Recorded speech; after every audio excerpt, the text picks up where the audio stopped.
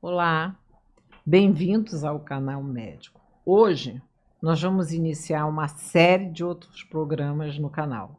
O Canal Médico vem se organizando, trazendo aulas, trazendo bate-papos, podcasts, mas hoje nós vamos começar com uma galeria especial de grandes mestres. E nós escolhemos para o nosso convidado, primeiro convidado especial de hoje, nesse programa, o doutor João de Deus e Brito, grande cirurgião cardiovascular, conhecido no todo o Rio de Janeiro, é conhecido internacionalmente e amigo do Canal Médico. Fico super feliz, doutor João de Deus Brito, de estar com o senhor hoje aqui, junto com a gente, conversando. Então eu vou começar a falar do senhor, da sua vida. Seus títulos vão ser apresentados já no programa.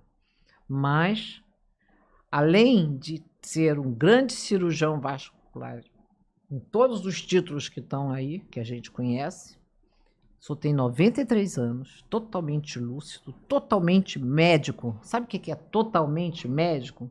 E com 65 anos de medicina. Isso, para mim, é a glória. É espetacular eu estar aqui entrevistando uma pessoa como o senhor. Estou me sentindo totalmente honrada e feliz. Então, podemos começar? O que o senhor acha?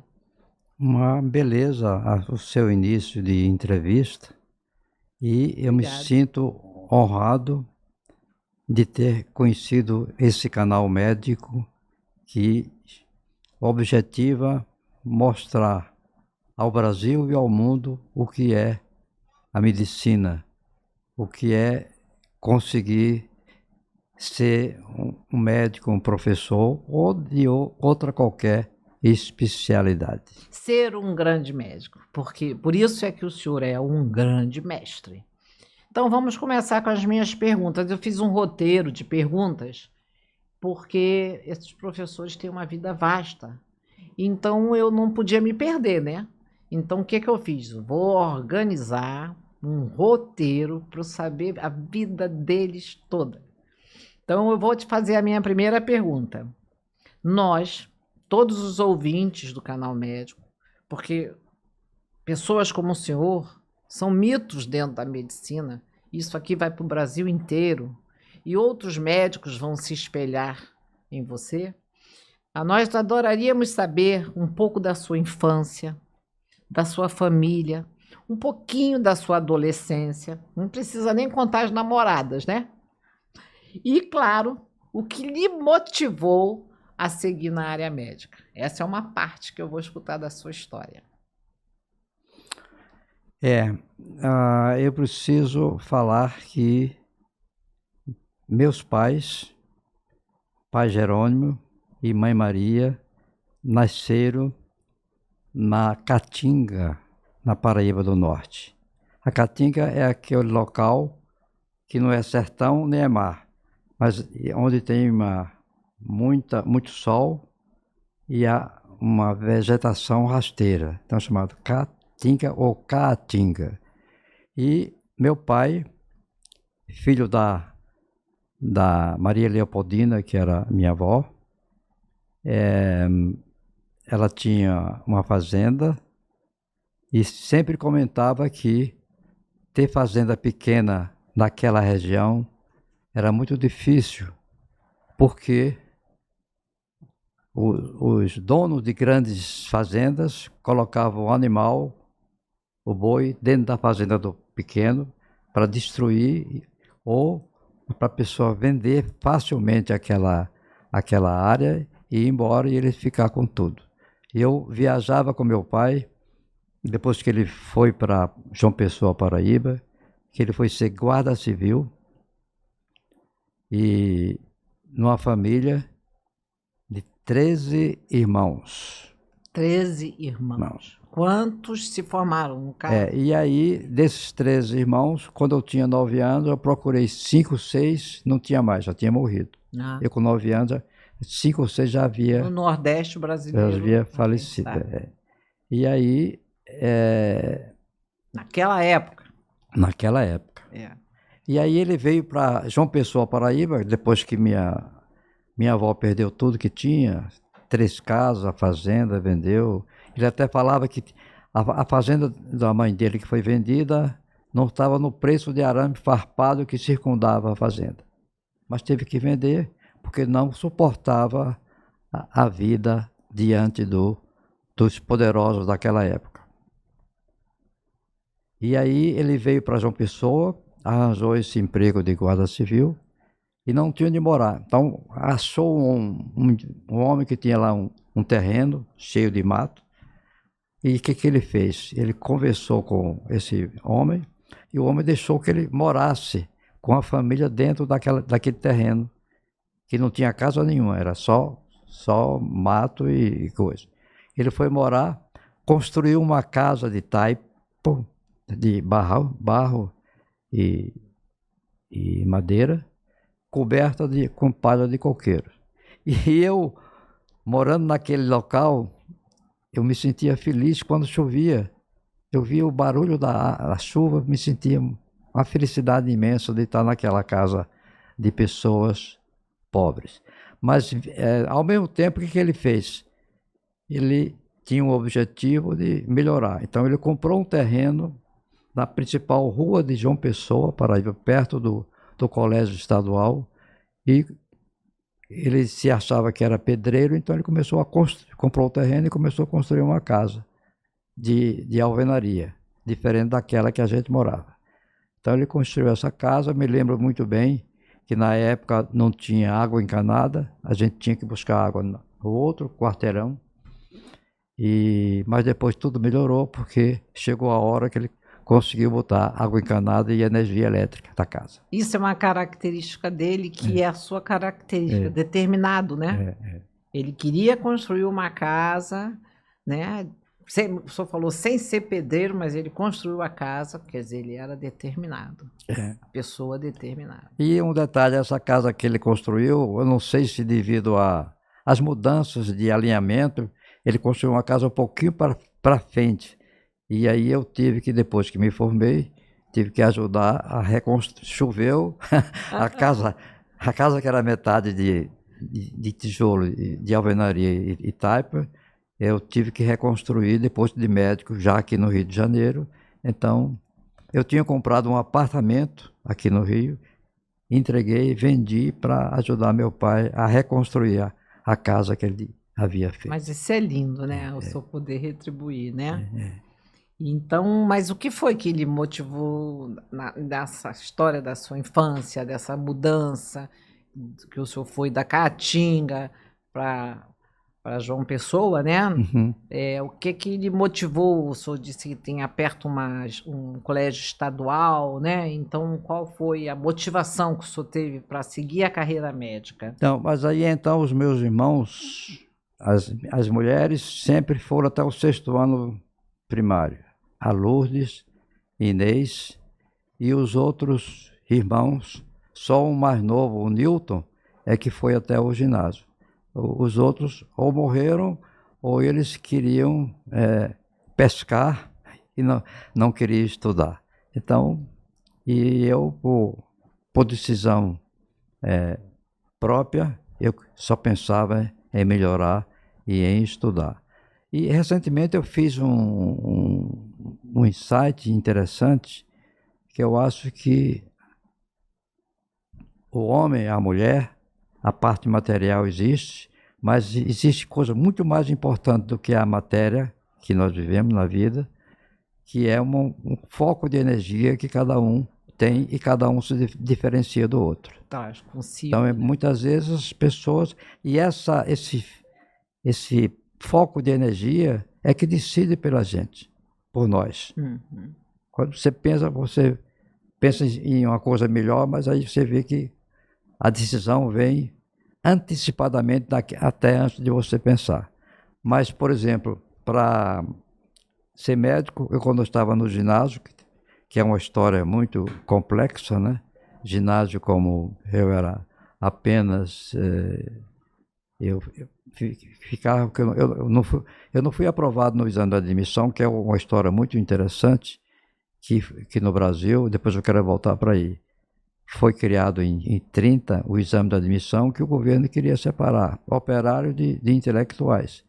E esse exame de admissão só conseguia ser aprovado quem viesse de escola privada, primária e tal. Senão, Interessante. e eu vim de escola primária, apesar de ser um dos melhores alunos da escola primária, que eu não esqueço minha professora, Olívia da Costa Neves, que foi do primeiro ano até o quinto ano. E, lembrando bem, eu com essa professora, inesquecível, eu no segundo ano fui premiado com uma caneta de vidro, lápis de vidro, devido ao meu desempenho como aluno do primário. Interessante o que o professor está colocando aqui, essa correlação que ele está falando nos anos 30, né? Uhum. Nos anos 30, eu nasci em 31, só era aprovado para ser intelectual quem vinha de ensino particular. Sem dúvida. Eu nunca li sobre isso. Uma coisa interessante, inclusive de nós, né, buscarmos, né, porque era uma época de um novo governo, uma nova era no governo, já tinha passado pelo movimento modernista, né, e uma situação colocada nesse sentido em que as pessoas tinham dificuldade, se não fossem de famílias nobres, de alcançar, de ser consideradas intelectuais. Isso foi uma observação que eu vivi pessoal e sabia a diferença. Quer dizer, uma sociedade totalmente aristocrática, né? Só para não perder o fio da meada, então eu, como não podia fazer o exame, não fui aprovado, né? E então eles me colocaram para seguir a escola industrial, que era que o governo queria, né? Separar. Então eu fiquei um ano lá, fui trabalhar na parte de torneiro mecânico, na escola industrial, mas eu sabia que não era aquilo que eu queria. Eu queria ser médico. Eu até então não sabia que ser médico. Eu queria estudar para fazer o ensino superior. Para ser um intelectual, porque naquela época médico era a elite mesmo, né? E para antecipar a escolha de médico, eu fiz, quando eu estava no ginasial, mas apenas como observador, eu naquela turma, eu fiz um insight, eu acho que todo mundo deve fazer. Eu estou ensinando meus netos a fazer insight. Legal. O que é que eu quero ser, por que eu quero ser, o que é que eu tenho que fazer. Isso mesmo, então, isso é importante. Naquela escola tinha o Silas, que era um aluno alto, que era assim, nota 10 em matemática. Disse que com isso eu não posso concorrer. E aí eu decidi, fiz um site e vi que ser um advogado. Eu podia ser um advogado, porque eu tive colegas que foram juízes da Paraíba. E o senhor tem a eloquência. Severiano Inácio de Aragão, um fantástico juiz. E aí, mas no meu insight eu não gosto de trabalhar no centro da cidade. Então, matemática, quer dizer, engenharia e direito, já joguei para fora. Quer dizer, o insight aí para as nossas amigas psicólogas, olha em que época que ele fez, e ele hoje está ensinando. Era a decisão minha, que eu acho que todo mundo tem que fazer isso.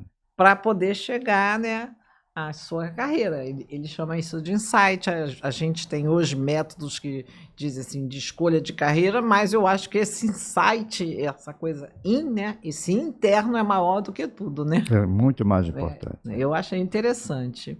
Quer dizer, então seria essa força interior que te motivou a chegar à medicina. Aí quando você passou para a faculdade... Não, mas aí lembrando um pouquinho, então eu descobri um tal do artigo, que eu estava sempre lendo, artigo 91, que estava lá escrito, quem tiver 17, 18 anos ou mais, que não tiver o exame da admissão, pode, através desse artigo 91, fazer uma prova no colégio de matemática e história. Até agora eu não sei porque os professores escolheram isso aí, que dava acesso a entrar no colégio para fazer o científico ou fazer aquele que seguisse a advocacia. Então eu fiz, fui aprovado, aí entrei no hall daqueles que tinham a felicidade de ter família rica que podia patrocinar o exame de admissão. Aí daí, da exame de admissão, foi para fazer, fez, depois Aí eu foi fiz o científico e depois segui. depois, aí como o senhor escolheu a medicina? Aí eu escolhi medicina, aquela coisa que eu citei do ginásio. Não podia ser bom engenheiro, não podia ser bom advogado. Eu achei que a medicina seria... Talvez nesse insight já estava dentro da minha cabeça de fazer medicina, eu escolhi medicina. Interessante. E me sinto... Eu acho que a escolha foi correta para mim. Existe essa energia superior, como o senhor fala, né? O senhor poderia dividir conosco um episódio interessante ocorrido durante esse teu estudo, esse teu tempo que o senhor passou na faculdade de medicina? Bom, eu pertencia à terceira turma da faculdade de medicina, que começou com 42 alunos e terminou com 20. 20, mais ou menos 50%, desistiu, abandonou ou foi fazer medicina no outro estado. Lá o senhor João fazia Pessoa. em João Pessoa. Quer dizer, numa turma de 42... tinha duas meninas, a Ritinha... Só duas médicas mulheres. Ritinha, muito bonitinha. Imagina, devia ser qualquer todo mundo queria saber da Ritinha e Valquíria. Ritinha e Valquíria. Eram as suas colegas de faculdade, muito bonitinhas, que todo mundo... Ele está contando as histórias dele, muito legal. Mas a Ritinha e Valquíria, meu baixinho, eu já digo... Eu não vou nem me atrever. Por quê? Baixinho, olha. Nada, professor. Olha, a mulher gosta de homem pela cabeça dele, mas na cabeça de intelectual, realmente, a cabeça de bons pensamentos. Acho que isso que é o fundamental. Né? Mas aí, então, quando eu entrei para a faculdade, eu não quero lhe tomar as suas perguntas. eu estou lhe fazendo quando eu entrei para a faculdade, tinha... Primeiro ano, que é anatomia e histologia. Anatomia tinha um professor chamado Asdrubal, que não era bom cirurgião, mas professor de anatomia ele era terrível. Basta imaginar que desses 40, só 5 foram aprovados para prova oral. Eu fui um deles. Eu, Gilson, o Genival, e nós fomos aprovados, porque os outros ficaram devendo matéria, porque era muito... Foi passando devendo matéria, porque realmente a anatomia no primeiro ano E na prova ele perguntava que anatomia é isso aqui, a gente respondia, ele não dizia que estava certo ou errado. Só fazia um gesto. A gente estudava no cadáver, né? Na sua época. Fazia dissecção. Época, né? Fazia dissecção e o que é isso? E achava, e que facilitava as cirurgias, né? Exato. Eu acho que hoje a medicina está bem mudada, né? Os estudos já são em bonecos e tem aí os institutos que fazem, mas é bem... Quer dizer, a gente no meio daquele emaranhado todo... A gente tinha que achar realmente cada nervo, cada... Aí, então, na faculdade, no segundo ano, tinha um professor que veio de Portugal, Bárbara, que era de histologia, depois foi substituído pelo Vitorino Maia, e veio um professor aqui do Rio de Janeiro, Eugênio de Carvalho Júnior, que sabia bioquímica. E eu me interessei muito pelas aulas dele, que ele era fantástico, e eu fui agraciado no segundo ano de medicina como aluno destaque em bioquímica. E ganhei um presente, um prêmio Seixas Maia, que era um pediatra que tinha lá, e então ganhei um livro de Eugênio de Carvalho Júnior, que me outorgou essa aluno destaque em bioquímica. Sua primeira premiação. Você ainda tem esse livro? Você ainda tem? Ainda tem o livro. Está guardado. Um dia a gente mostra, né? Deus quiser. Deus quiser, né? Que legal. Então, esse foi os episódios interessantes durante a faculdade, mas teve mais outras premiações? Não, aí na faculdade eu me destaquei como um dos melhores alunos da turma, né? Porque eu estudava mesmo. Primeiro, lembrando, eu não tinha condições de comprar livro de anatomia, e eu achei colegas lá do ginásio em situação melhor que eu ia para a casa deles, a gente ficava, eu, Gilson, Breno, a gente ficava estudando. O Zé Moura, que hoje é anestesista, tenta estar lá na Paraíba, e eu estudava com os livros deles, porque eu não tinha livro. Muitos fizeram isso, professor. Tenho a certeza que muitos fizeram isso. Estudaram com os livros dos outros e era a melhor maneira de estudar, né? Depois fazia o resuminho, né, daqueles livros, porque a maioria queria ter o resumo, né? Exatamente. Deixa eu te fazer outra pergunta. Nessa instituição que o senhor fez, foi a Faculdade de Medicina Federal de... Foi um político paraibano chamado José Américo de Almeida, todo mundo conhecia, que ele foi político. Quando o JK foi eleito, convidou para ele ser ministro, ele falou, não, eu não posso ser ministro, que eu não tenho capacidade física mais de estar viajando de avião para lá e para cá. Então, ele não aceitou o cargo de ministro, mas ele se envolveu em criar as faculdades da Paraíba, de medicina, de direito, e aí foi que me deu a chance de fazer medicina sem pagar, que era de graça. Eu pertencia à terceira turma da Faculdade de Medicina, e interessante que esse ex-ministro da Saúde, Marcelo Queiroga, é meu amigo, porque o pai dele foi colega de turma. Foi amigo do... E era meu competidor, ele era muito... A gente competia assim na... who is the best one? Quem era o melhor, né? Então... Ele agora ganhou alguma coisa lá, né? Está candidato a alguma coisa lá. Não sei se... Acho que ele já ganhou. Não, eu estou votando nele, lá no João Pessoa. Mas vai votar lá? Mas o Bolsonaro, ele não se cuidou. Agora que ele mandou a Michele para lá, depois que ele está com 21%. Não, vamos sair da política. Deixa eu sair da política. Agora me diga uma coisa. Nessas instituições, né, que o senhor fez essa trajetória do senhor foi maravilhosa, e o senhor contando como nasceu. Então, o senhor é formado pela... É uma faculdade federal. Federal, gratuita, né? Tá bom, de João Pessoa. E quais foram os principais desafios que você... Aí você se formou, como você me contou, em 59, né? Eu entrei em 1954 e me formei em 5 de novembro de 1959. 59. A turma que era de 42 com 20 alunos. Entendi. Então agora eu vou perguntar uma coisa. Quais foram os principais desafios? Isso eu vou perguntar para o professor, para ele contar para a gente. Quais foram? Que a gente tem os desafios da época de hoje. Mas vamos lembrar dos desafios. Ele já contou um, entrar para a faculdade, vai contar outro. Quais foram os seus principais desafios que o senhor enfrentou nesse seu início de carreira? Formou médico, e aí? Era fácil naquela época? Não, eu pelo menos eu procurei ser um aluno aplicado. Naquela época, ninguém pegava transporte, ia todo mundo a pé. A faculdade ficava perto lá no cemitério, e a gente ia sempre andando a pé.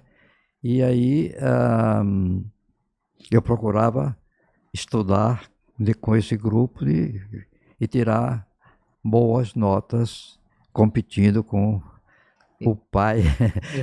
O pai do Queiroga, né? Que você está contando aqui. Fantástico. Jantou lá em casa depois de formado. Foi uma beleza. Era meu amigo. Então, esses foram os desafios. Depois que o senhor formou, aí o senhor pensou em ir para onde? Se formou, ficou lá ou foi para alguma outra cidade? Não, imediatamente assim que eu terminei o curso de medicina, eu decidi, sem saber porquê, do Rio de Janeiro.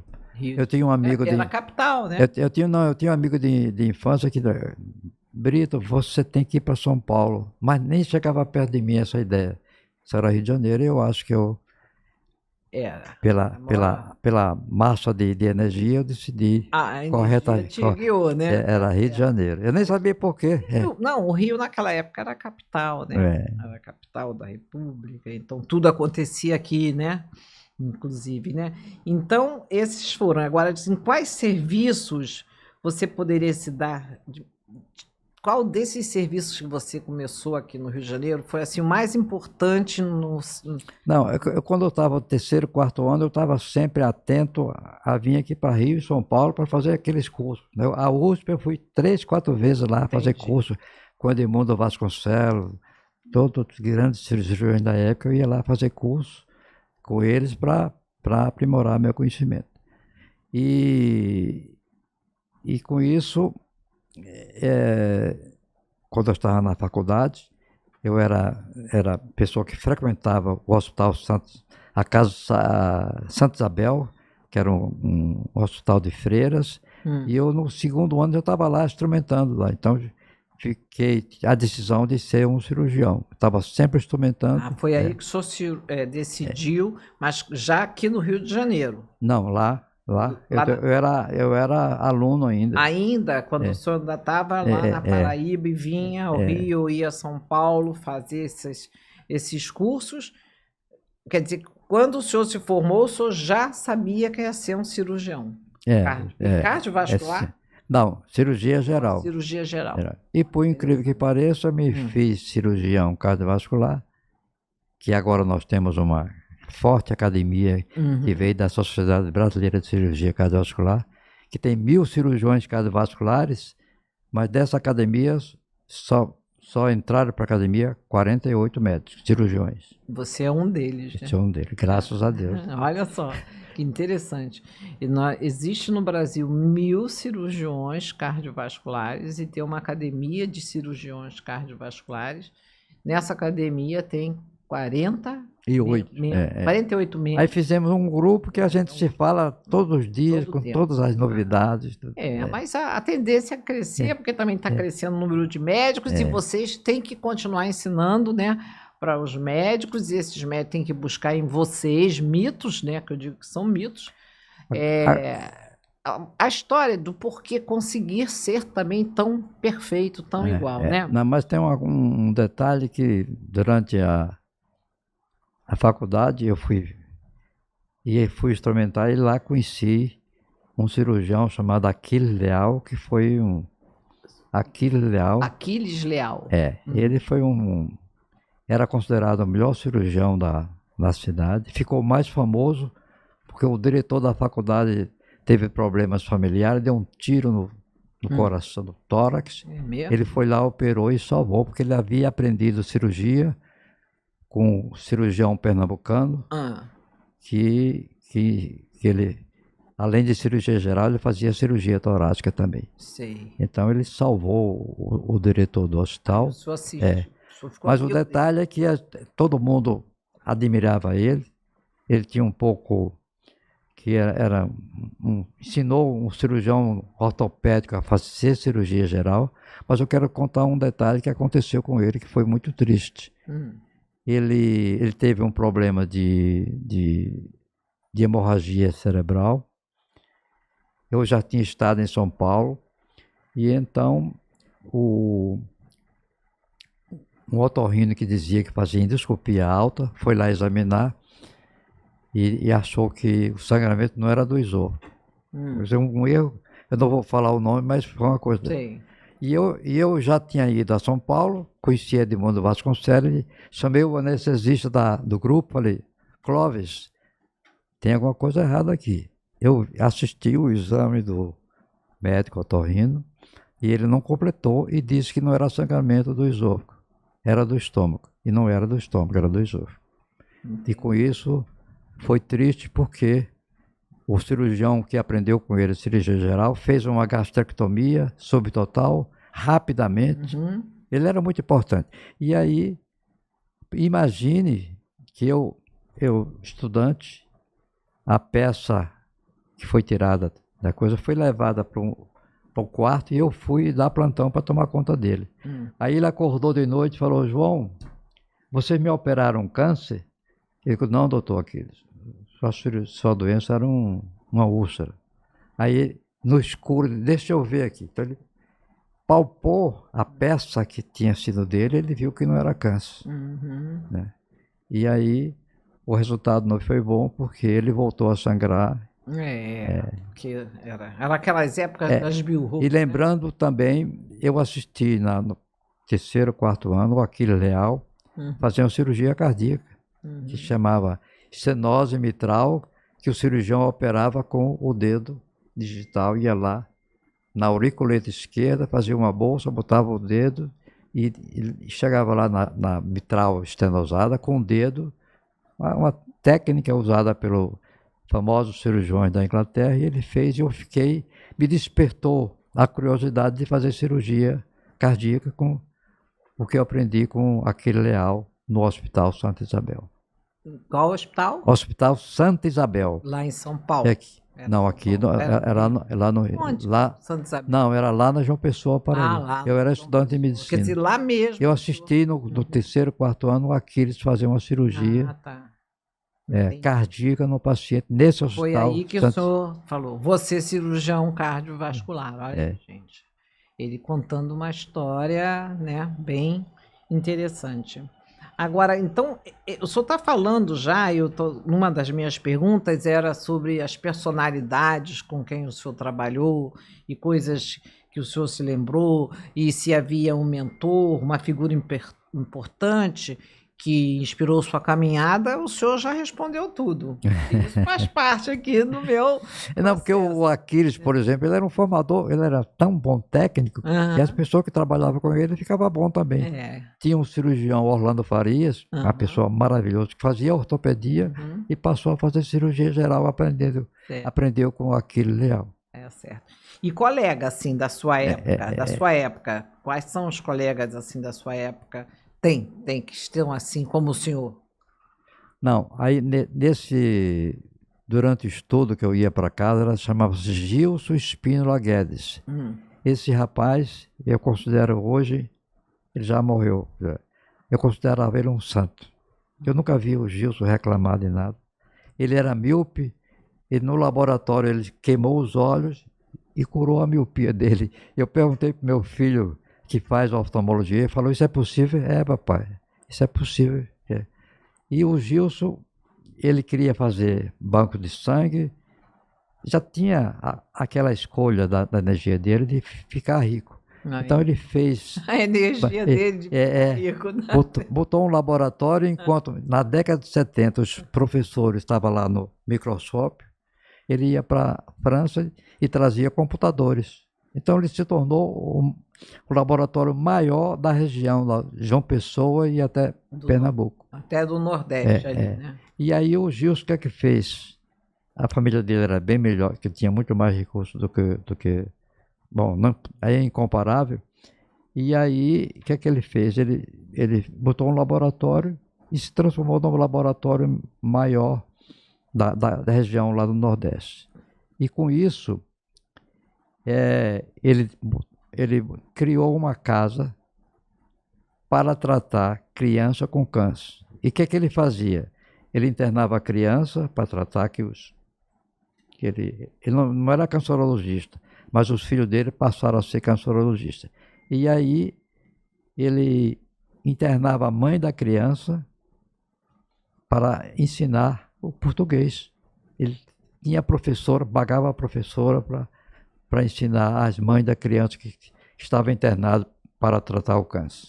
Então eu digo, Gilson não é uma pessoa normal. Depois eu visitei ele várias vezes, ele já rico, né? Ele tinha uma ideia muito boa, não deixava nenhum político se envolver com a casa, porque ele ganhava muito dinheiro, então a casa de câncer de criança era tudo controlada por ele. Né? O nome mesmo era a Casa do Câncer, né? Agora, me diga outra coisa, professor. Teve algum caso especial com algum paciente seu, depois da sua vida médica, que o senhor queira contar? Alguma coisa assim? Já que o senhor está falando de energia, às vezes vem professores aqui que falam de coisas de energia e... Não são coisas. Coisas aconteceram até comigo já, cirurgião também. Fenômenos, né? Aconteceu alguma coisa com o senhor? Não, eu fiz a residência em cirurgia torácica, que eu já tinha aprendido com aquilo, estava cirurgia torácica. E aí o professor que trabalhava nesse hospital, na Nilo Peçanha, lá na Paraíba, Domingos Junqueira, ele disputava com um cirurgião que fazia pulmão, que queria fazer cirurgia cardíaca, mas ele era um pioneiro, foi um pioneiro de cirurgia cardíaca. Você pega aqui o Zerbini, Adib, Bittencourt e o Domingos Junqueira, que é mineiro, que o filho dele é médico hoje, cirurgião de coração, e ele passou a trabalhar nesse local onde eu fazia residência médica. E aí, muito interessante é que ele internou um paciente. O paciente entrou andando de cadeira de roda. E eu não sabia, perguntei o que era. Não. Ele falou: Brito, esse paciente está com um tumor, um aneurisma, e eu vou operar esse paciente. E aí, ele sem avisar para a gente, que eu nem fazia cirurgia cardíaca ainda. Ele pegou o paciente, botou na sala de cirurgia, encheu de gelo, fez uma hipotermia atópica, que quando se esfria o paciente, ele tolera, se tiver uma parada cardíaca, ele pode até recuperar, porque ele está com hipotermia e o consumo é bem menor. Isso aí foi provado na época do Hitler. Tinha um Epping, um médico, que pegava os judeus, botava no gelo e verificava quando é que o coração ia parar de bater, fibrilar, aos 26 graus. Então ele fez essa experiência e daí sobrou essa ideia, daí não tinha ainda circulação extracorpórea, e aí sobrou a ideia de fazer a cirurgia cardíaca esfriando o paciente com pedra de gelo e saquinho de gelo no corpo inteiro, e aí podia, o coração consumia menos e podia suportar até um pissamento da aorta ascendente. E aí ele fez essa cirurgia, chegou lá, era uma cirurgia que esse paciente já havia sido operado por um cirurgião de tórax famoso, lá na Paraíba, que fez a abertura, viu que era um aneurisma e ele não sabia operar aneurisma, ele fechou, mas não falou para ninguém. Então, o tumor cresceu e começou a comprimir a medula e o paciente ficou paraplégico. Quando chegou lá na Policlínica Geral do Rio de Janeiro, então o Domingos fez a cirurgia com sucesso, porque chegando lá, ele verificou que era um aneurisma que tinha um pedículo. Ele baixou a temperatura, botou uma pinça, tirou o aneurisma, suturou e salvou o paciente. E aí, naquela época, eu era residente. Aqui no Rio? Não, lá na Paraíba. Ainda lá na Paraíba? Não, isso foi aqui no Rio. Foi. Você já era residente aqui no Rio? Na universidade. E eu andava examinando pacientes. E você fez a sua residência onde, aqui no Rio? Eu fiz a residência na Policlínica Geral do Rio de Janeiro. Sim. E depois fiz cirurgia geral no Moncorvo Filho. Moncorvo. Foi até o inverso. Eu fiz primeiro, como eu estava naquela interesse de fazer cirurgia torácica e cardíaca, então eu já fiz a residência antes, que foi não era nem para ser permitido, mas eu fiz a residência e foi bom, porque eu aprendi a operar pulmão. Quer dizer que naquela época o Moncorvo Filho, que hoje é o Instituto de Ginecologia, era onde eu fiz residência em cirurgia geral. Eu vim do Rio, eu vim da Paraíba e fiquei morando lá no Moncorvo. Eu também não sabia. Legal. Muito. Eu fico assim, eu adoro história, né? Então, principalmente a história da medicina. Então, você está contando, a gente está evoluindo. Quer dizer, tu tem esse movimento de saída de lá, vir para o Rio, fazer a sua residência no Hospital Moncorvo Filho, está acompanhando vários serviços, vários grandes cirurgiões, já no governo que você falou, Juscelino, né? Mais ou menos, né? Quer dizer, aí você continua desse... Não, Juscelino foi muito antes. Muito antes. Já era depois, né? Aí você decidiu ser cirurgião... depois desse encontro com o Domingos Junqueira, aí eu escolhi fazer cirurgia. Era Domingos Junqueiras, era o Zerbini, como era o nome do outro? Como é que era a sua relação? Não, São Paulo era o Zerbini, depois veio a Dib Jatene, Bittencourt foi um grande também cirurgião. Todos foram seus contemporâneos, né? Não, muito antes. Eles foram antes? Antes, Entendi. Meus contemporâneos, eu fiquei mais com a Dib Jatene e os filhos dele, que são dois grandes cirurgiões atual. O Fábio Jatene e o Marcelo Jatene. O Marcelo, que faz cirurgia de criança, que agora separou 2 siamesas com doença torácica, com sucesso. E o Fábio Jatene, que é um grande cirurgião da hoje. E na época do transplante cardíaco, o senhor estava do primeiro transplante, que foi então anterior a isso, né? Foi Não, o primeiro transplante no mundo foi feito por Christian Barnard. Christian Barnard. Foi em 1967. Em dezembro de 67. E no Brasil? E aí o Zerbini fez o 8º transplante de coração no mundo. Uhum. Oitavo, é uma história, né? É uma história. Contando a história da cardiologia, né? Da cirurgia cardiovascular que o senhor está contando. Então, daí, pode contar o senhor mais, né? E aí o senhor foi equilibrando a sua carreira, agora... Aí aconteceu uma coisa interessante que, mesmo fazendo cirurgia torácica, como eu tinha feito concurso para cirurgia geral, tinha passado, arranjei um plantão lá no Hospital Carlos Chagas, Marechal Hermes. E lá, que eu conheci esse rapaz, José Liberato Caboclo, que era mais jovem do que eu, uns 10, 12 anos, mas era um cirurgião de emergência, assim, simplesmente fantástico. Então, trabalhando com ele, eu me transformei num cirurgião de emergência. Aprendi tudo com ele. Depois de 5 anos ele foi embora, eu assumi a chefia.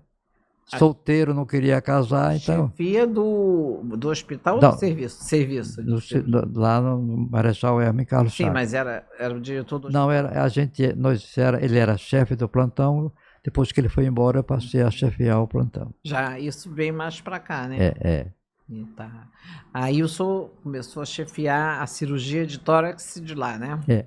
Não, lá é emergência. Era emergência. E eu, sem querer, passei a gostar da emergência, porque eu aprendi com o Liberato Caboclo, via como é que ele tinha sucesso nos traumas, e eu tive casos lá, um caso assim, até relato de casos. Eu não sei se eu posso contar rapidamente. Pode, conte um caso. Eu cheguei na sala porque eu não pensava... Teve algum caso sobrenatural? Não. Que a ciência não explique? Não tive. Nunca teve? Nunca tive. Não, porque tem colegas que têm histórias de casos que a ciência não explica. Eu tenho um colega que é espírita, mas é uma coisa que eu não entendo, não vou dar opinião. Não, mas com o senhor nunca aconteceu. Não. Entendi. Aí eu estava de plantão, eu não me interessava não queria casar, então estava plantão do sábado, se chegasse paciente no domingo, eu ficava operando até 11 horas, meio-dia, era envolvido nisso aí. E aí eu me lembro que tive um caso interessantíssimo, que vale a pena citar, de um garoto de 10 anos que chegou com um trauma tóraco-abdominal, trauma torácico, abdominal, estava em coma, fratura da perna, do fêmur, que a gente faz o diagnóstico pela posição do pé, estava em coma, chocado, e então eu fiz aquela rotina de colher sangue, pegar uma veia, canular uma veia com equipo, e aí, como ele tinha tido trauma, eu posso contar essa história? Pode. E aí, eu pedi raio-x de tórax e falei, põe no CTI que eu vou drenar o tórax esquerdo dele, que tinha trauma nas costelas. Quando eu cheguei no CTI, depois que eu vi o raio-x, que não tinha fratura, tinha apenas, que nós chamamos em medicina, fratura em vara verde, que em criança o osso verga, mas não quebra, ele cede. Mas o trauma foi tão grande que quando eu cheguei no CTI, ele fez parada cardíaca. E eu já, por instinto, não podia massagear. Essa coisa que a gente sempre fala, tem que massagear, mas nesse caso não podia massagear. Então eu abri o tórax, já tinha trabalhado em cirurgia de tórax, sabia, né? Abri o tórax, não tinha sangramento no pulmão, mas o pulmão esquerdo estava todo rasgado pelo trauma da criança. Então eu fiz massagem, passou um colega, eu falei, você só vai dar sangue para esse paciente para recuperar. Então eu abri o tórax no quinto espaço, comecei a massagem cardíaca, o coração estava batendo, mas numa situação clínica que se chama parada cardíaca em atividade elétrica sem pulso. O coração não é aquele tipo de parada cardíaca por fibrilação ventricular, taquicardia ventricular. Entendi. É um tipo de parada cardíaca que até então, quando fiz a pesquisa, todos que têm parada cardíaca com atividade elétrica sem pulso. Se você não tratar a causa, você não recupera o coração. Aí é infarto agudo do miocárdio, embolia pulmonar, hipertensão pulmonar, acidose metabólica. Então, se o paciente faz a parada cardíaca em atividade elétrica sem pulso, se você não tratar a causa, você não recupera. E aconteceu que eu consegui recuperar.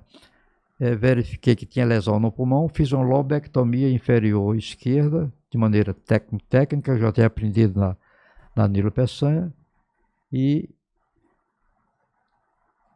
quando eu recuperei o coração, botei na sala, fiz a lobectomia, e depois de que tudo parecia estável, ele fez nova hipotensão, apesar de eu ter tirado o sangramento do pulmão. Então eu raciocinei, está sangrando lá no abdômen. Então eu fiz uma punção com uma seringa rosa, e aí veio sangue do abdômen. Então prolonguei a incisão e fiz o baço estava roto, tirei o baço, fiz uma esplenectomia e consegui, só depois é que o ortopedista veio tratar da fratura do fêmur da criança. E essa criança se salvou, graças a Deus, a essa atividade. Graças a Deus. O senhor está falando aí realmente de ações que se faz em momentos desesperados, né? Desesperadores. Por exemplo, se eu não soubesse operar pulmão, eu tinha que botar uma pinça ali. Qualidade do cirurgião. Eu tinha que transferir o paciente para outro hospital. Outro hospital. E nessa transferência não dá tempo. A gente sabe que não dá tempo. Grandes cirurgiões, né? Foi uma época de grandes cirurgiões. E até hoje, no Brasil inteiro, a quantidade maior de médicos que existe são de cirurgiões. Não sei, quer dizer, estou conjecturando aqui, a qualidade de todos. Haja visto o Pitangui, que ele queria fazer cirurgia de tórax e se fez o grande cirurgião plástico conhecido no mundo inteiro. Ele, naquela época do Barnard, já tinha ido lá fazer palestra lá. O Dr. Christian Barnard. E ele ficou famoso porque teve um incêndio num circo em Niterói, e ele fazendo cirurgia plástica, ele foi lá e comandou o tratamento do... Quem? O professor Pitangui? Pitangui, professor Pitangui. E você também, ele já tinha ido lá conhecer, fazia também cirurgia geral, porque também todo cirurgião plástico é um cirurgião geral, né? E agora, uma pergunta que eu tenho aqui, como você equilibrou essa carreira tão grandiosa, né? Grande cirurgião, grandes hospitais, né? Que não foi só o Hospital Carlos Chagas, eu sei que você passou pelo IACAC, pelo Hospital da Lagoa, não foi? Passou por vários hospitais? Quando eu entrei para o grupo de cirurgia cardíaca no Hospital Silvestre com Domingos Junqueira, e aí eu conheci o Antônio Jasbic, que é um grande cirurgião, que fez o primeiro transplante aqui no Rio de Janeiro, Antônio. Eu acho que até só o que operou lá no Silvestre, a minha sogra, o marido, porque foi o professor. Aí então o Antônio, que mais moço do que eu, ele nasceu em 38, eu nasci em 31, então eu conheci ele de calças curtas, mas se transformou num grande colega e grande cirurgião. Inclusive, quando eu estava com a ideia de trabalhar em Belém do Pará, quer dizer que eu sou filho para Belém do Pará. E aí ele foi comigo lá, eu fiz cirurgia de coronária. Terra do Dr. Euderson, que está aqui sempre conosco. Ele sabe lá que tem um mercado famoso lá, ver o peso, né? E aí eu...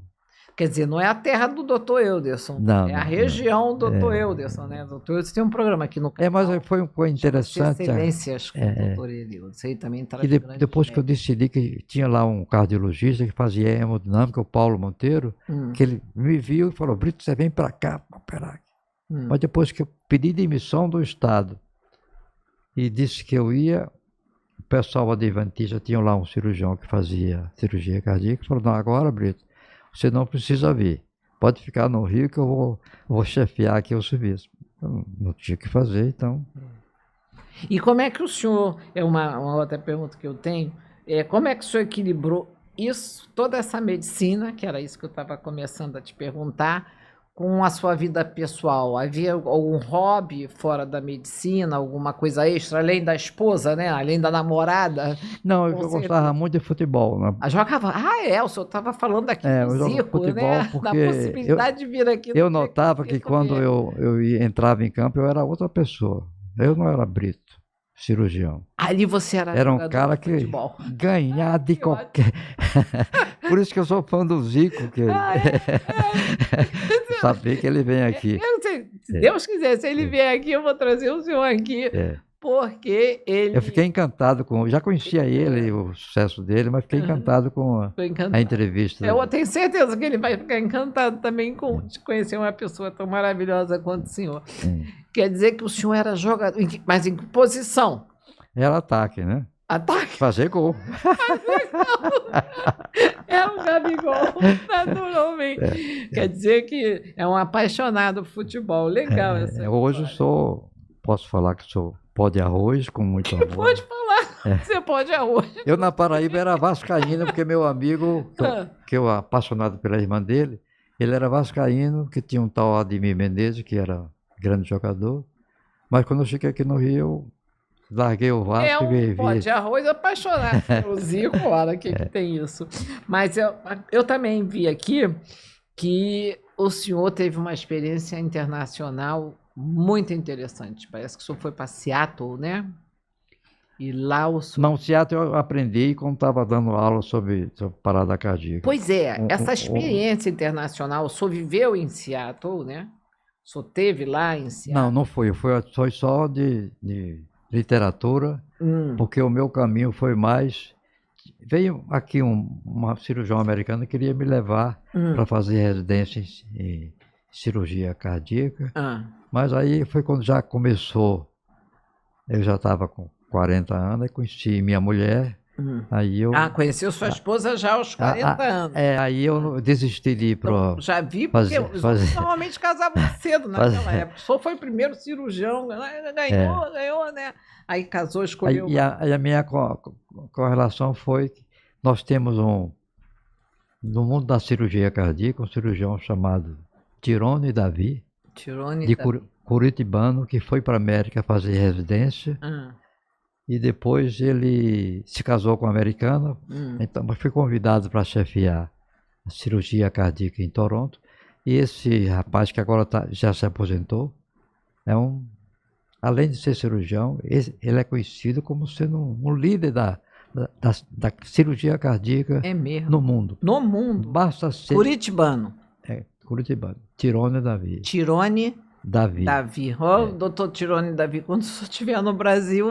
Não, e aí como eu conheci Tirone... receberá feliz. O Tirone Davi como paraibano, o Domingos Junqueira... tem que trazer o Tirone Davi aqui, quando ele estiver no Brasil. Vamos combinar isso? Vamos. O senhor vai vir para o Zico. Aí quando o Tirone Davi estiver aqui... ele vai vir. Não, porque tem na história do Tirone Davi, que ele dava curso para médico estrangeiro de 2 em 2 anos. E eu fui o líder, eu que pegava os brasileiros, que organizou para ele. Cirurgião e cardiologista, que levava lá para assistir às aulas dele. Então agora o senhor vai ter nós vamos ter essa troca, porque tem que trazer o Tirone. E atualmente, imagine, o chefe de cirurgia cardíaca do Fundão, do Hospital Clementino Fraga Filho, chama-se Mauro Paz Leme. Foi esse rapaz que eu mandei trabalhar com o Davi.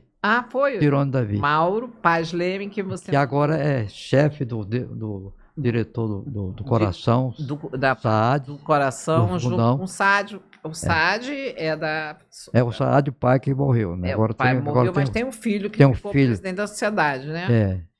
O filho, eu fui assistir a uma palestra dele lá. O pai dele, o SAAD, falou muito na época Canal Médico, junto...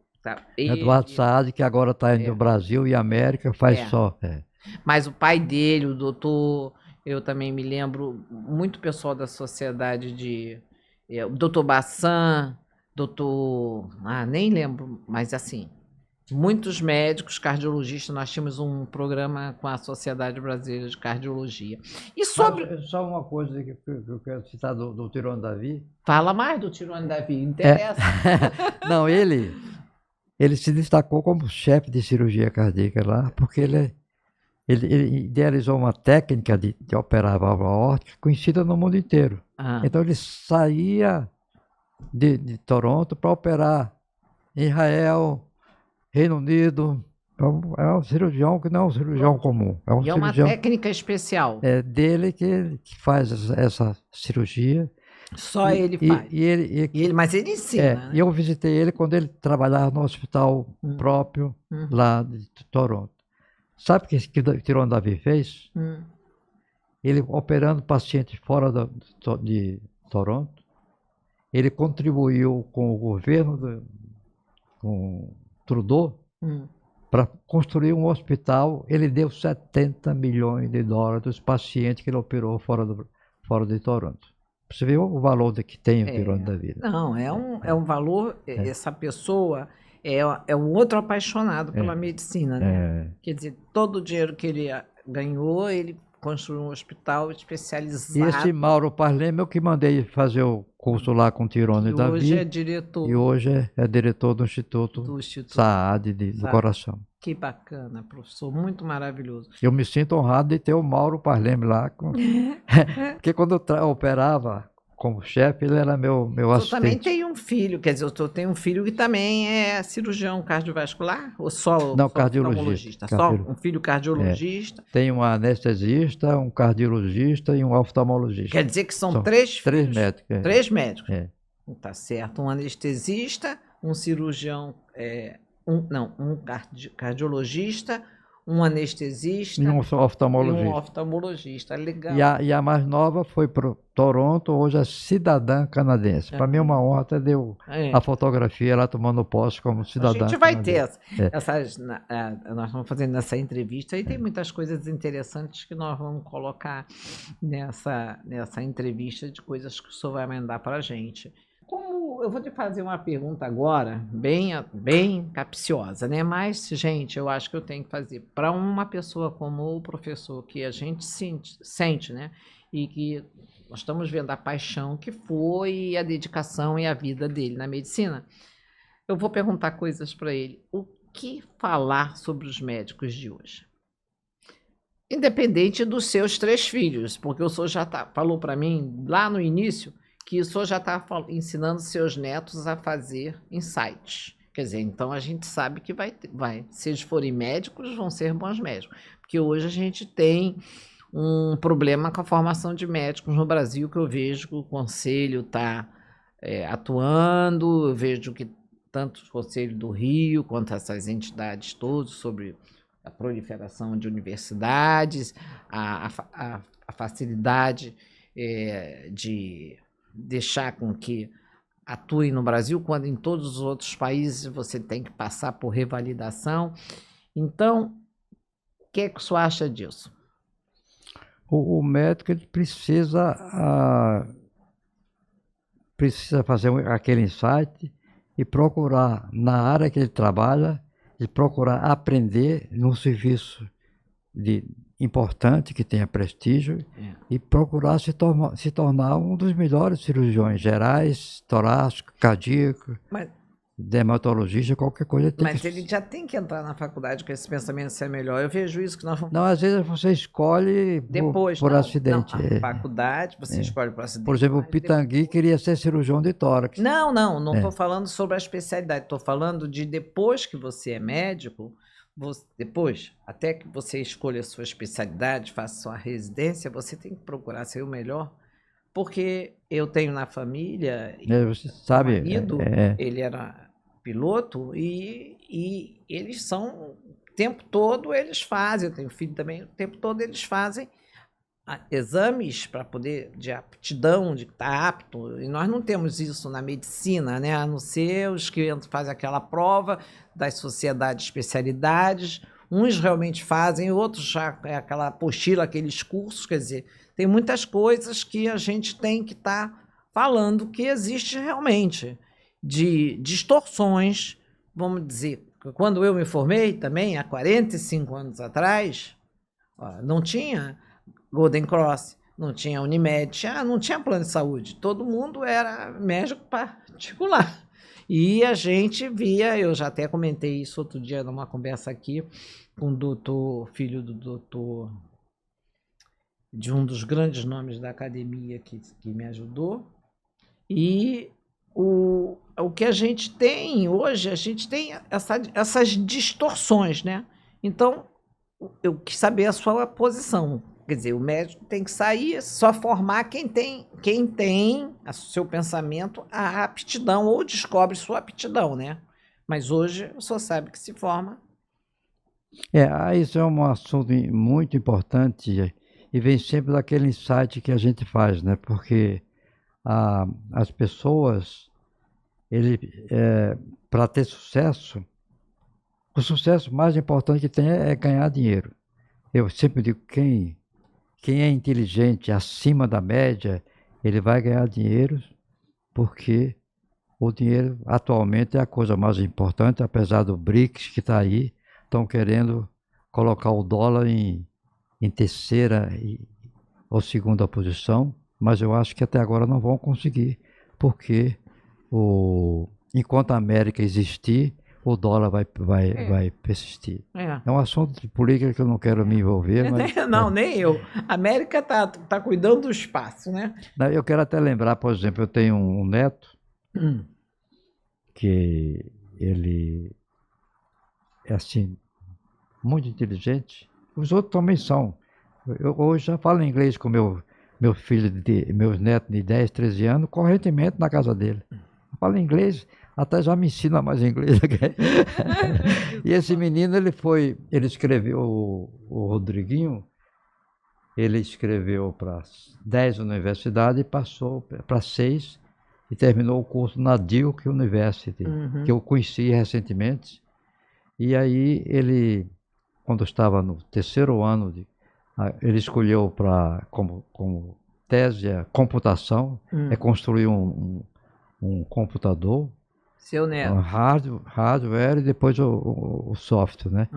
E quando ele estava no final do curso, a professora lá de Duke University convidou ele para jantar em casa dela, aí falou, aqui está seu emprego, quando você terminar o curso. Então, aí ele começou a trabalhar lá no computador, mas como ele está namorando aqui agora, ele quis ficar lá e cá, aí a empresa falou, não, você escolhe ou lá ou cá. Mas agora ele veio para cá, para o Brasil, para o Rio de Janeiro. É melhor ele voltar lá para o lado. E aí o que aconteceu? Ele é tão importante que a empresa que não queria ele lá e cá, aceitou ele aqui. Tá certo. E ele está trabalhando lá Que bom. Na empresa, essa empresa americana. O professor, já falamos, como é que o senhor vê a medicina daqui a 20 anos?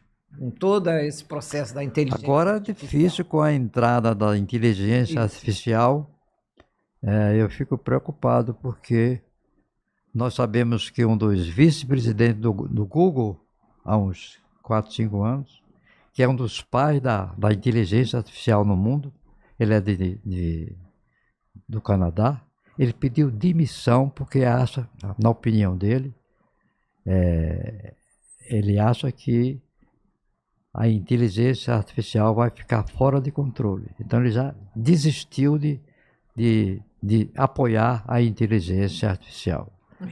Por exemplo, eu tenho uma inteligência artificial no meu celular, que a minha nora me deu, que trabalha numa empresa. Primeiro eu procurei entrar na inteligência artificial, mas sempre tinha que pagar. Né? E então ela me arranjou a Luzia, que eu posso até dar para você depois, que eu converso com a Luzia a hora que eu quero sobre qualquer assunto, tudo por mensagens. E ela me responde em 2 minutos, tudo que eu pergunto para ela, ela sabe. E a inteligência artificial pode ser como aquele filme Odisseia no Espaço. Pode chegar uma hora que a inteligência artificial vai querer ultrapassar o conhecimento humano, e aí vai ser eu estava assistindo uma reportagem ontem sobre esses 2 grandes filmes que foram até do mesmo diretor, a Odisseia no Espaço e Interestelar, que mexe com esse MC ao quadrado, né? Com a energia, com tempo, né?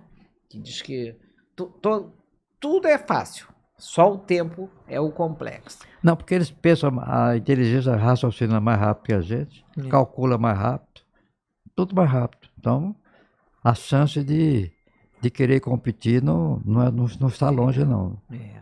Interessante. Então, eu vou lhe fazer uma pergunta.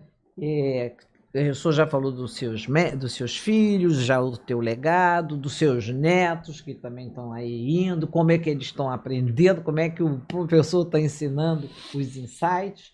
E estamos indo para a finalização da nossa entrevista, mas eu ainda tenho muita coisa. Eu estou gostando até demais. Está gostando demais, eu também estou gostando, professor. Olha, eu queria saber qual o aspecto mais gratificante. O senhor já falou, o professor falou assim, ganhar dinheiro, mas não é só ganhar dinheiro, né? Mais gratificante de ser médico. Não, é porque... Olha o equilíbrio. Eu não acho uma coisa assim muito importante, mas é quase importante. Sim. É quase importante. O dinheiro quase também é mais um detalhe. Eu posso até citar um caso aqui de um rapaz que está bilionário. A mulher dele morou no meu edifício e ela falou para ele uma vez que ele falou, olha, eu não vou casar com você que você é pobre. Aí ele falou para ela, antes dos 30 anos eu vou ficar milionário. E ficou milionário. Energia. Está falando daquela energia. É emocionante isso. O senhor falou, né? Hoje tem 3 bilhões de... O canal médico para mim, por mais que é um sonho, é uma energia que eu jogo aqui. Você está entendendo? Não é... às vezes existe um dinheiro fora e dinheiro dentro. O dinheiro interno. Eu espero que os donos, né? Os donos do canal médico ganhem muito dinheiro junto com os médicos que vierem aqui, fizerem os cursos deles. E tem alguns que vão ser só dentro da minha visão, que eles me convidaram para essa coordenação, né? Para essa coordenação do programa. E eu estou feliz porque eu tive esse insight, né? Posso contar assim, lá na época em que eu fazia cirurgia na Santa Casa, em que eu trabalhava com o doutor Alquinda, com o doutor... com a toma boa da cirurgia plástica. Outro que fazia umas fitinhas, Paulo Belfort. Eu dizia assim, professor, vamos fazer uns vídeos. E ele achava assim. Aí até que eu fui no instituto, falei com o professor, que eu tinha visto isso nos Estados Unidos, né? Falei com o professor diretor do instituto, e o professor Pascoal aceitou fazer, e daí quem está comigo desde sempre, até o dia em que explodiu nas redes da Embratel, foi o doutor Euderson Torim. Por isso, o doutor Euderson Torim é o nosso padrinho. Eu considero o doutor Euderson nosso padrinho. De início de todas as ideias, depois veio a academia com o professor. Só lembrando que o sucesso do médico, seja clínico, ou especialista, seja diabetologista, ele é julgado pela sociedade pelos resultados que ele tem. A gente sabe que, por exemplo, cirurgião, a cirurgia tem que sair perfeito. E você se começar a ter resultados maus, vai perder. Não pode errar. E aquele raciocínio, o médico sabe que aquele momento ele é único, né? É aquele momento da cirurgia, nada pode, ele está totalmente concentrado, porque uma cirurgia, imagina, eu só fiz cirurgia geral, depois eu fiz cirurgia pediátrica, mas depois eu não fiz mais cirurgia, e fiz cirurgia ginecológica, mas um cirurgião cardiovascular, um cirurgião neurocirurgião, e a gente sabe, acho que qualquer cirurgia... Tudo é resultado. Tudo é resultado e tudo é você poder ter aquela dedicação extrema. É uma dedicação extrema. O senhor falou que eu não fui mais, até meu pai disse, você é tão inteligente. Pai, mas eu tive 3 filhos. Eu cuidava de 3 crianças, e aí não dava tanto tempo, né? E você está falando aqui de médicos, por exemplo, eu tenho cirurgião geral, que é da Academia de Medicina, José Ribamar. Eu adoro o doutor Zé Ribamar, ele já falou, pode trazer o doutor Zé Ribamar. A minha última pergunta, sabe qual é? Quais são os nomes dos médicos que o senhor gostaria que eu convidasse para vir? eu fazer uma entrevista como essa que eu fiz com o senhor?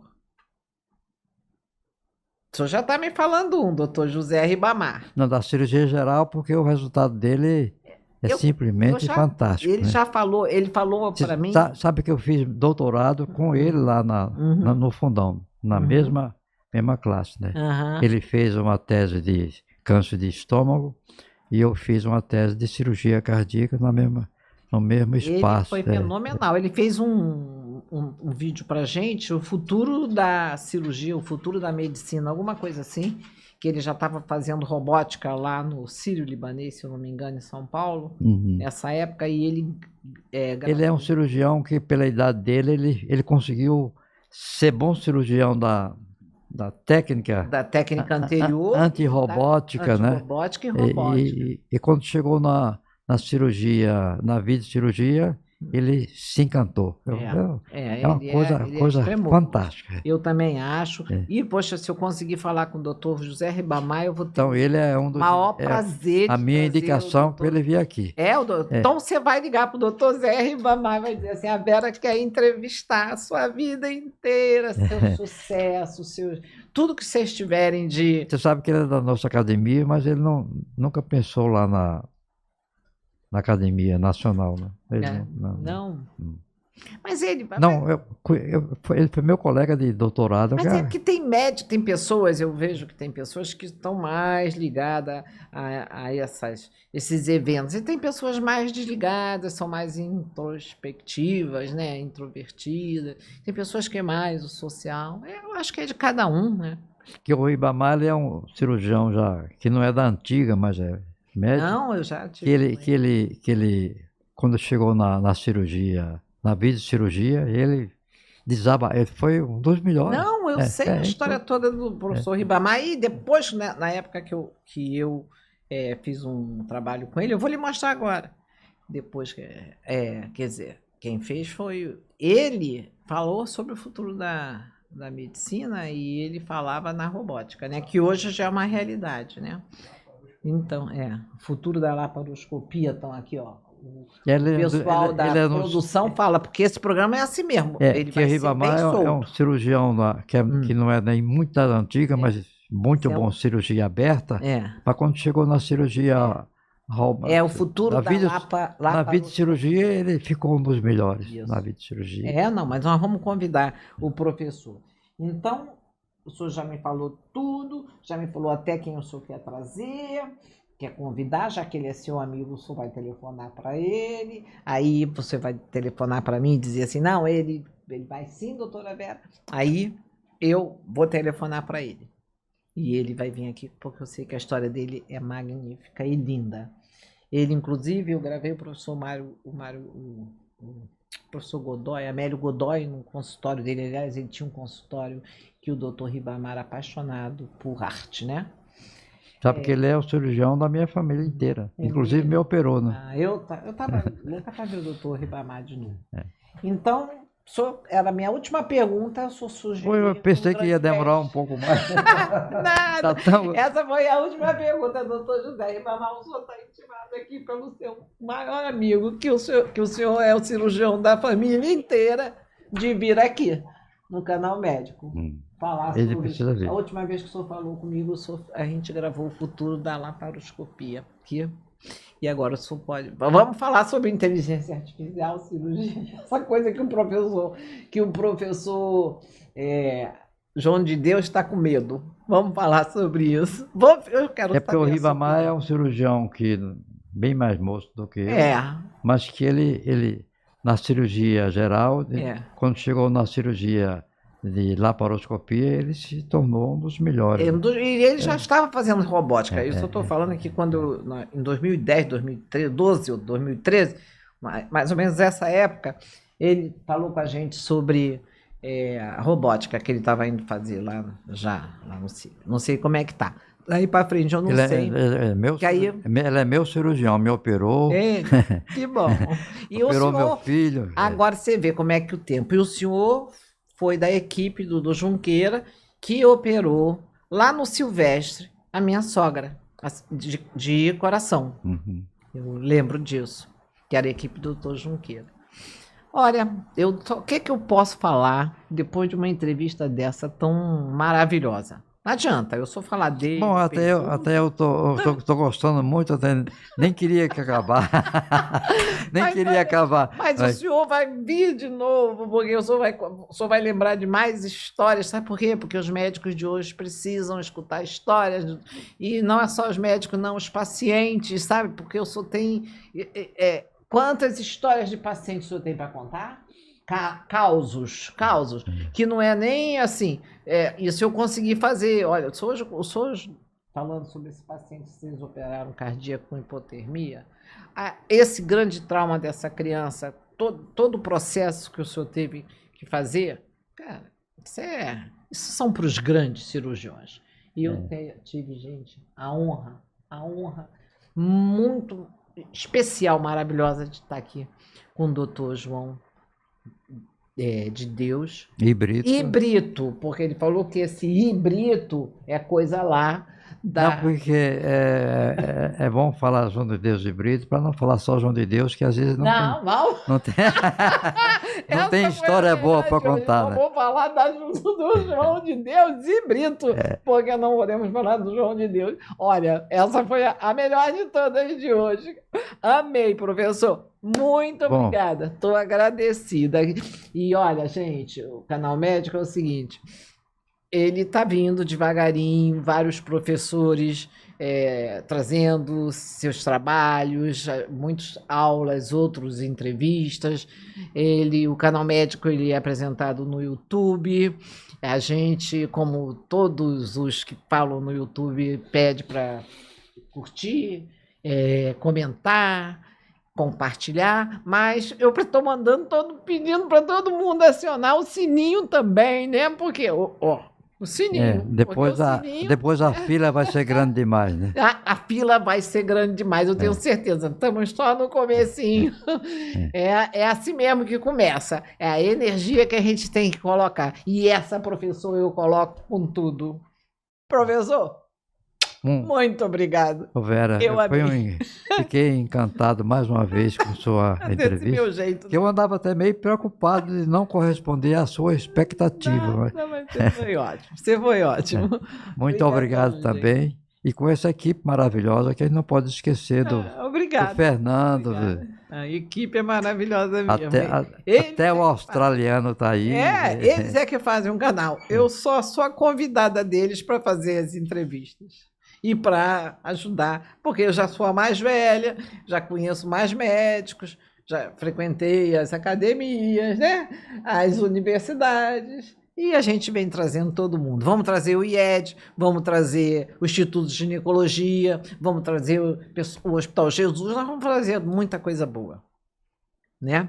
Vamos fazer e trazer grandes e grandes professores. Você sabe que eu estava um pouquinho preocupado em não corresponder à expectativa. Mas o senhor mais que correspondeu. Esse nosso bate-papo está ótimo. O senhor mais que correspondeu.